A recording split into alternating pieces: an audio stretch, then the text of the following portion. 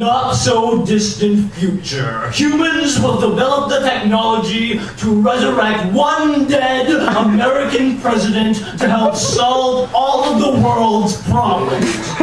Out of ignorance and a slight mechanical malfunction, we will choose Chester A. Arthur, President of the United States. At first, it will be pretty fucking awesome. He will rise out of the grave with all of his old, crusty glory, and with moss and old ideas clinging to him as movement slowly returns to his fragile limbs. Hipsters will bow down at his feet and worship his wild facial hair.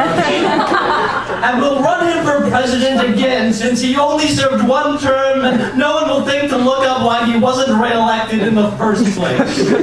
His followers will think he is so radical for having ideas that are so old. They will run him in the newly formed Mustache Party, and Burt Reynolds will be his running mate. And he will win in a landslide, winning every state in the Union except for Iowa, which casts all of its electoral votes for an oversized corn dog, which surprisingly actually has some good views on foreign policy.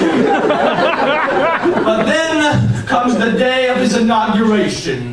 The inauguration itself will be a beautiful thing with impassioned speeches about the power of old ideas. But everyone will be a bit distracted, concerned with the fact that President-elect Arthur has enlisted the help of the National Guard to make sure that no Chinese people participate in the festivities. And then scholars begin to reopen their dusty textbooks and realize that there may have been a reason he only served one term, and that he was actually kind of a bigot, banning immigration of the Chinese and the mentally ill.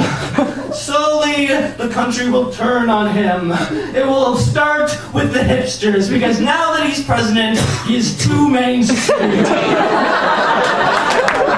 The rest of the country will follow suit until Congress finally agrees unanimously to dispose of President Arthur. The first time that they have agreed unanimously on something since the time they all agreed to go out for milk and cookies.